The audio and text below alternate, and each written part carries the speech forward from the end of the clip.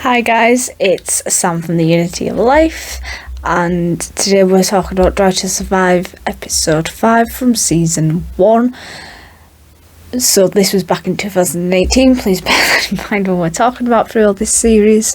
This episode is on Force India, so you may have remembered from the last episode we did that I mentioned that there was a little bit of drama that went on with the team, so we're going to go into that a little bit today.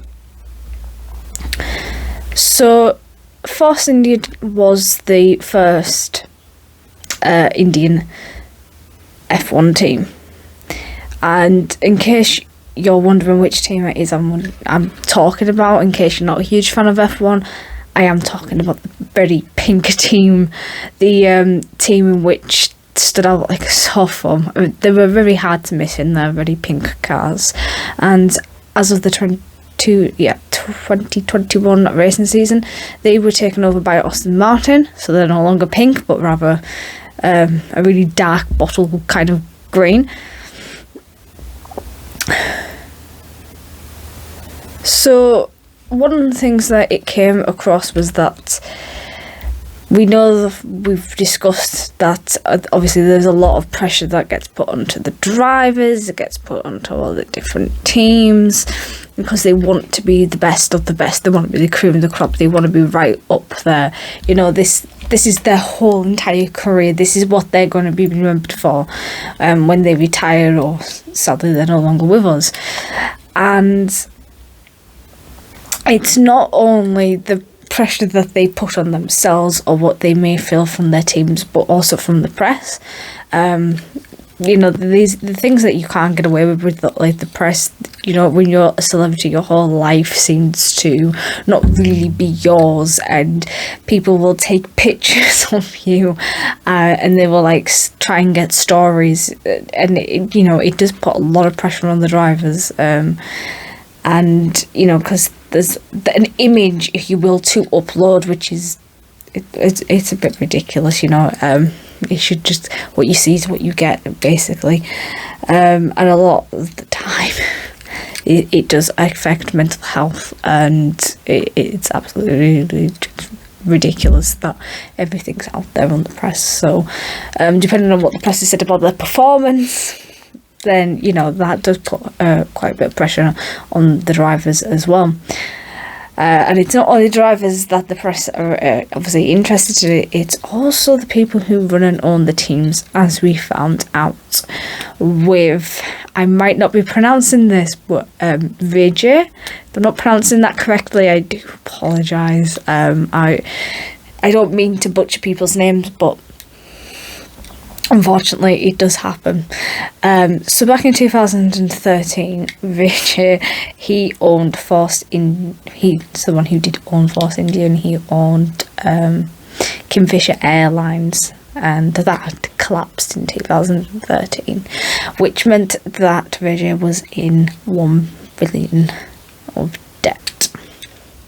So that's quite a lot of money in any currency. That's an awful lot of money, and he was pretty much then put into forced exile. So he wasn't having a very good time of it, to say the least. So he was accused of not actually paying for these loans back, paying for his debt, because he spent an awful lot of his money on the team, which isn't going to go down so well if you owe a lot of money.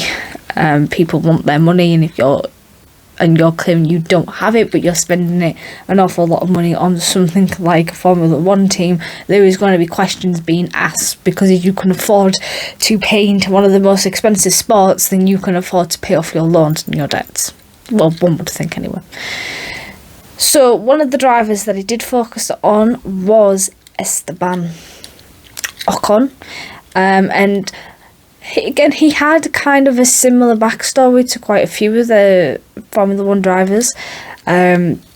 and that was that he came from a poor family, and he started off again karting just like everybody else, which is apparently it's a very expensive hobby for your child to have as well. So to come from a poor family and to get into F1, that's going to put a lot of pressure on you as well, because you want to make your family proud and you don't want to let them down, especially after all the money that they've invested into you.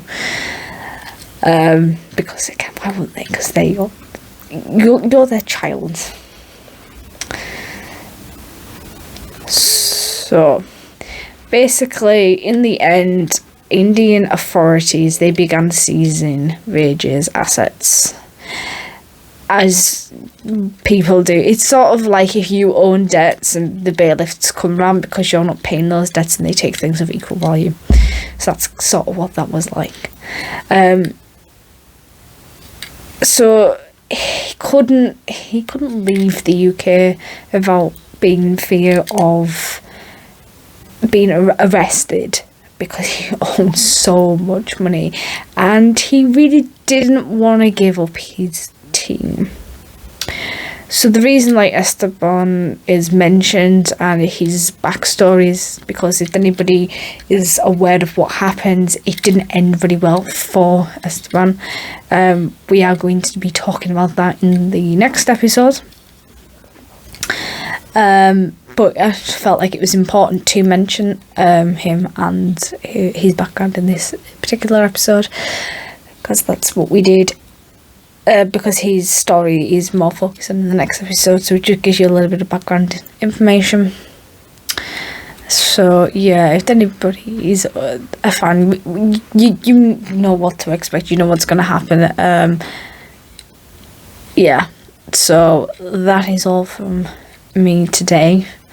I'm sorry that it was kind of a short video, but it was a really complicated episode that didn't really have that much to do with the sport itself, but more to do with the person who owned it, and it was a bit more drama in sort of his personal life, which we're not really interested in that much for the sake of this series and what we're trying to achieve here at the Unity of Life. So I will see you in the next video, so please do not forget to comment, share and subscribe. That would be lovely. Thank you very much. Okay, I'll see you next time. Bye.